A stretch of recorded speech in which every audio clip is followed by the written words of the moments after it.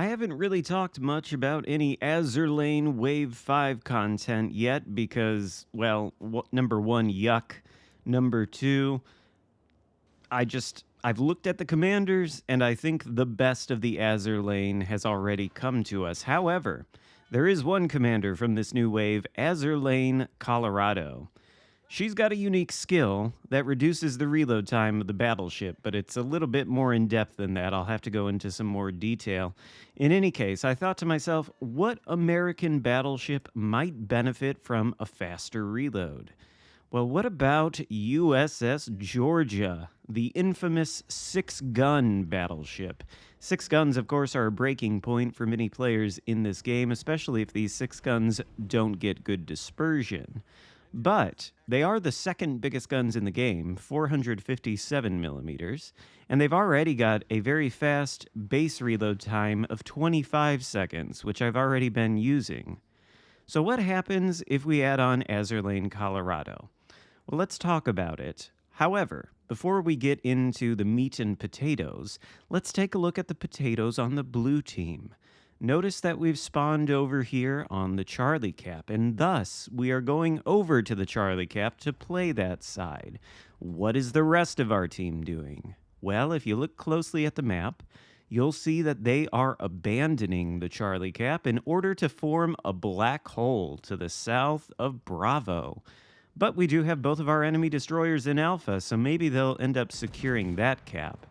However, if you're like me, if you're sort of a theoretician of this game, you would notice this deployment to the blue team and instantly assume a loss. And if you are watching this video instantly assuming a loss, well, stay tuned. We'll see if you're right. In any case, Azurlane Colorado has a unique skill called Courageous Shelling. That's the key here. I'll put the build up on the screen so you can see it as we take our first rather ineffective shot against the Iowa. But did you notice our reload time? Well, with the Georgia, we've got a 22.9 second reload on the guns without the reload mod, but with the skill On Second Thought, which both reduces shell switching time by 45% when the guns are fully loaded, and reduces main battery reload by a flat 4%. And then the base trait of Azurlane Colorado, the base trait of that commander also reduces the reload by another 3.15%. So that's how we go from 25 seconds to 22.9 second reload. The unique commander skill, Courageous Shelling, which I have 3/4 of the way maxed, reduces the main battery reload time after you fire your first shot of the battle, and then following every third shot by 21% at that level. And doing the math, that means the second shot of every battle in the Georgia with this commander at the helm, and the third out of every salvo will reload in 18.1 seconds.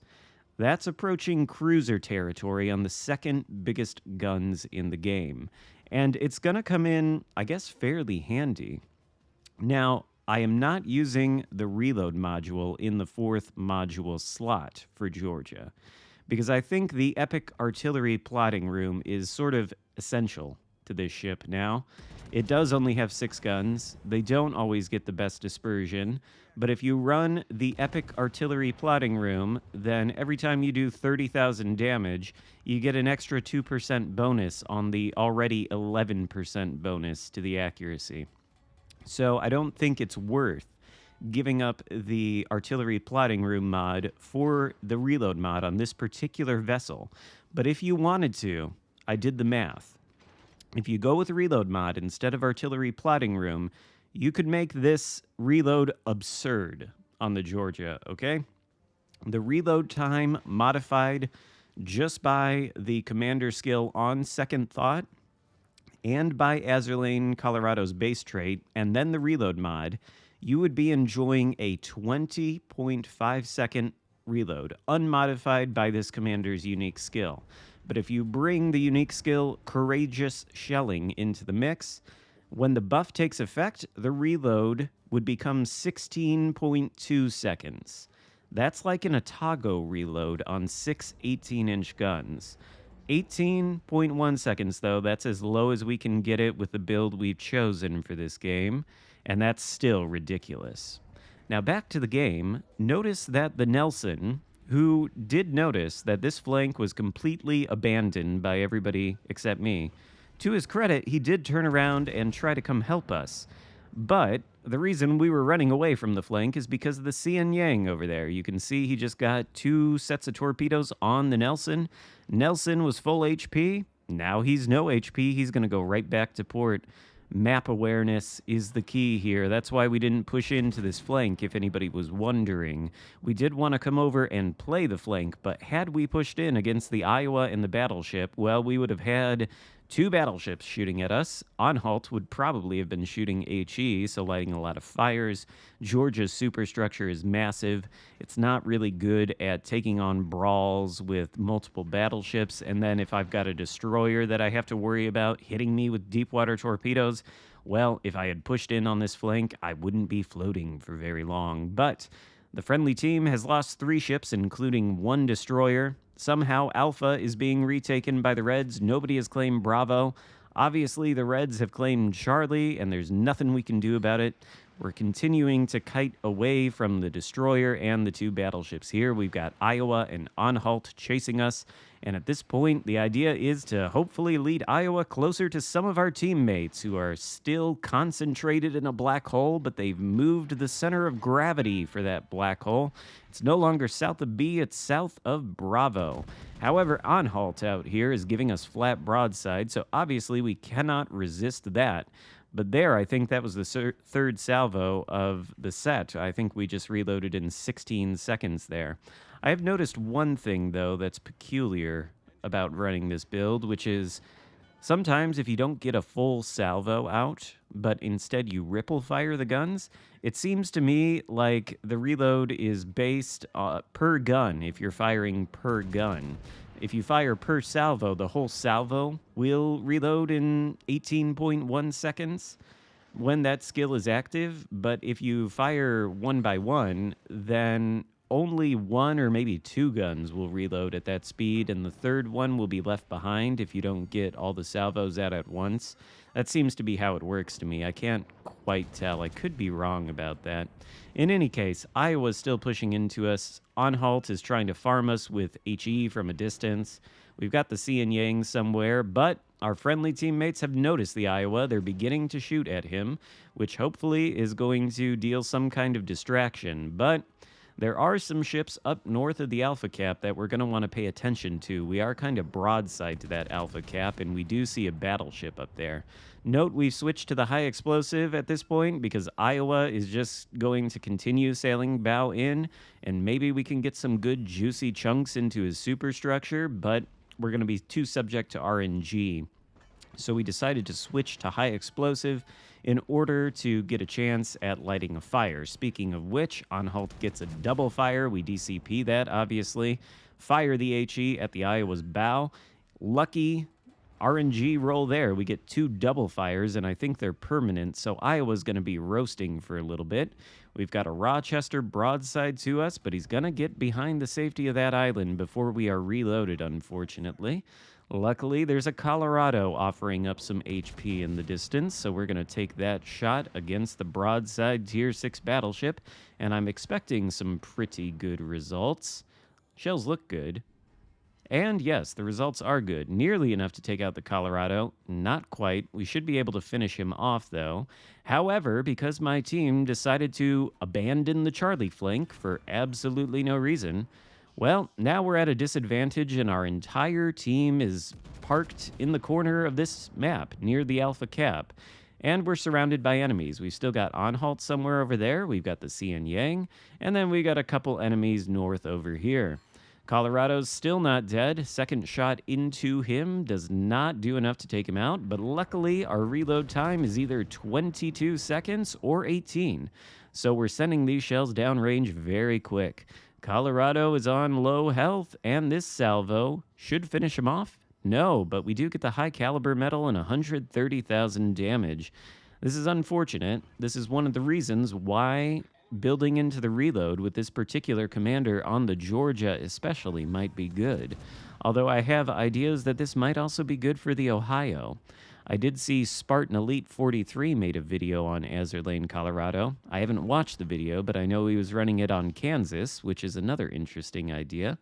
But I just think this ship, with its already fast reload and small number of guns, probably benefits a little bit more than any of those other ships, just because they have more guns and more chances to hit shells on target. Perhaps you don't need as fast of a reload. Rochester, though, broadside as he was earlier, well, we hit him for 11K, no Citadel there. But unfortunately, there's only 2 ships left alive. It's me and one of the friendly cruisers, who I hope it's not the Amalfi that originally abandoned the flank. You know, part of the reason I stayed on that flank was because I asked the Amalfi to get back. He said, good luck, and then the battleship that spawned with me asked me to get back from the flank, and few things tilt me more in this game than ridiculously poor destroyer and battleship play. The other thing that really tilts me is when people give bad advice on the comm wheel, like abandon your flank. Obviously, we're not going to do that. We played that flank pretty much solo until we got the Nelson coming in, and even though his intentions, I think, were good, he ultimately wasn't able to offer us too much help. So we are going to lose this game in really tragic fashion. An obviously predictable result right from the beginning when our team abandoned the flank. Keep in mind, ladies and gentlemen, abandoning the flank is a poor tactical maneuver. It's a good thing we stayed over there and offered some opposition to the Iowa Anhalt and Cian Yang, because if we had joined our ships and running over here to Alpha, we really would have been more surrounded than we are. At this point, there's actually a chance that we could win this game. There's only 3 minutes left. We've got myself in this cruiser. It's only Anhalt, another cruiser, and 2 destroyers. Theoretically, we would be able to take down all these guys, and it would be a shame if we did lose, because you can see we are up to 170,000 damage done with the Georgia and 3 kills. I mean, this is Kraken territory, and this could end up as a spectacular comeback if we can get it right. So we're going to go around the Bravo cap here as ships are shooting at our cruiser. He's obviously spotted by one of the destroyers, and he's being farmed. We've got no vision on anything, but clearly something is in this cap. It's not the Anhalt, although he is headed toward it, and he does appear to be slightly broadside to our position. So we're going to try to take that shot. The results aren't going to be great. I think they are going to, well, we get 2 pens and then a bounce off the Anhalt's armor. But the Anhalt itself is not a very good ship, at least not in my opinion, and it's a gigantic target with a lot of real estate on the broadside. Plus, its firing angles are exceptionally poor, so it does have to give a lot of broadside to get all its guns on target, and I assume he's shooting HE at me because he realizes the AP pen sucks and he doesn't trust it. So we take another chunk out of him with his broadside. The DD momentarily gets spotted, and he's on practically no HP. We could take him out in one single salvo, although quite predictably our cruiser teammate has gone down, so we are the last one left alive. If we are going to win this game, we not only need to get a Kraken, but we also need to get 2 more kills on top of that and a solo warrior, and that just is not going to happen with 15,000 HP and a double fire burning. We just had to put the fire out, of course. But at this point, I don't see any reason that we should continue kiting. Maybe if we still had a snowball's chance in hell. But we're going to turn back in at this point and try to get some more damage on the Anhalt. Maybe if we're lucky, get vision of one of these destroyers and sink one. But there's less than 1 minute left to go in the game, and this is going to be a tragic loss. Maybe we can, at the very least, get the damage total over 200,000? I don't know. Let's see. Anhalt peeking around the corner. Island is blocking our shots, so no, we are not able to get that damage. We take some damage from the Jervis, who does reveal himself. He's also on low HP.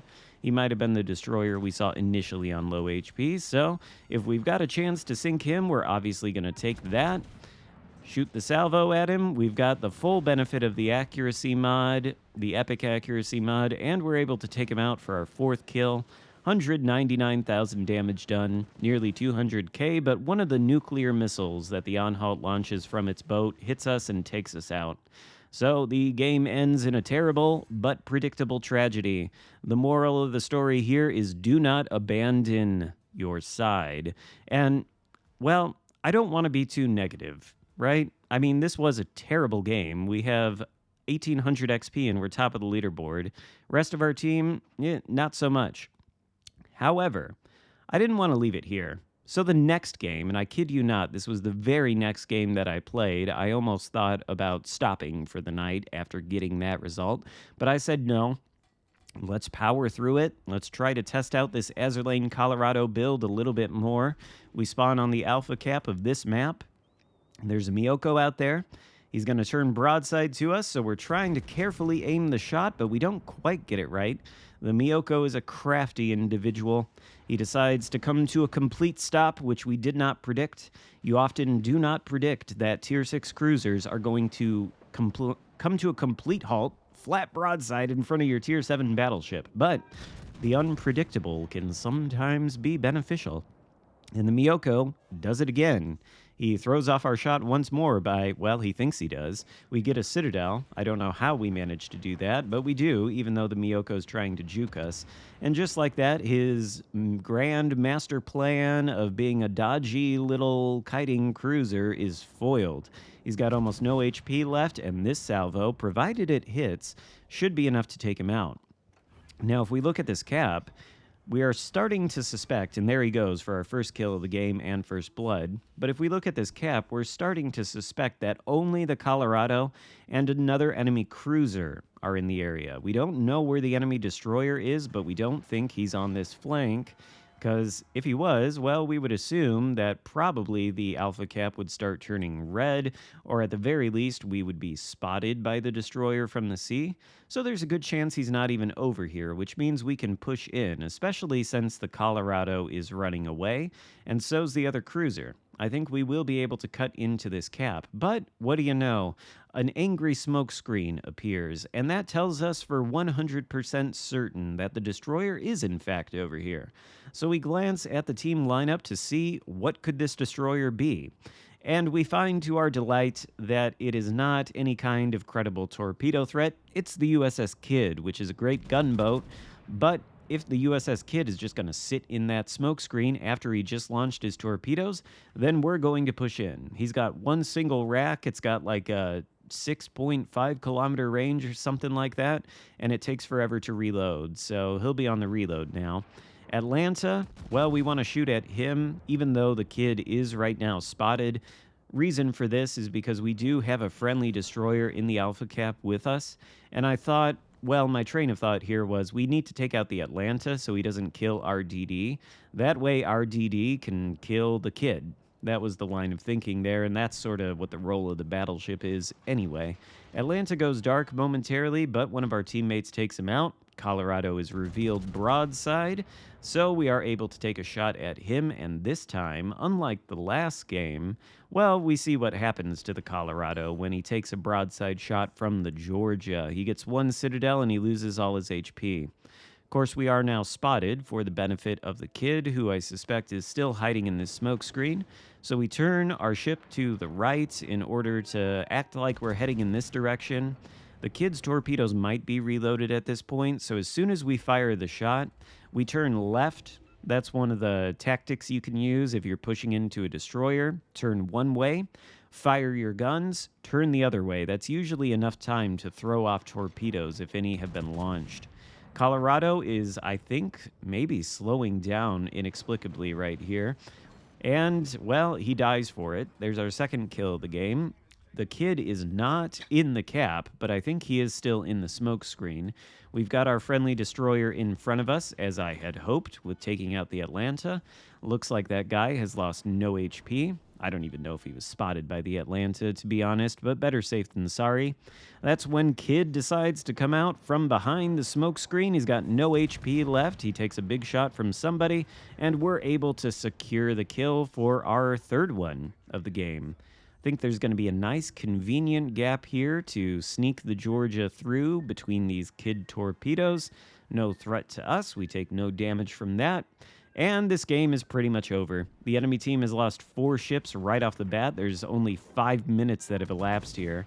And because we've been able to push through the Charlie Cap, and the majority of the battleships on the enemy team right now are playing the common battleship tactic of, I can't turn my rudder, I just need to push straight in, bow tank, and reverse.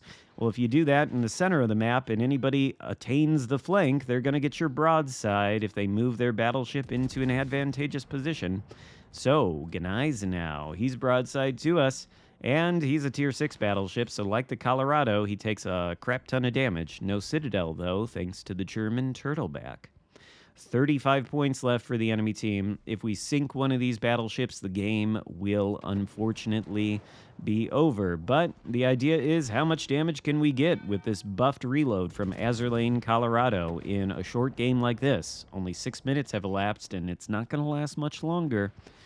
Get another good hit on the Richelieu. We actually managed to find his Citadel and net ourselves both the High Caliber and Confederate. Up to 140,000 damage done, and I would love to be able to get a Kraken here, but that would require the enemy team sinking one of my teammates. And Richelieu, well, he's basically dead, so we're going to try to put him out of his misery. And unfortunately, that is pretty much going to end the game, with 4 kills and 140,000 damage done. But this just goes to show you, if you have a poor game in World of Warships Legends, or you're upset with your team, you could stop playing, or you could continue playing, because you never know what you're going to get in the next game. Basically, don't take things too seriously. Don't let it get you down too much. It can be frustrating, but it can also be fun. And I think running Azurlane, Colorado on the Georgia is very fun. Hope you enjoyed the video. If so, give it a thumbs up. Consider subscribing if you haven't already, and I'll see you next time. Goodbye.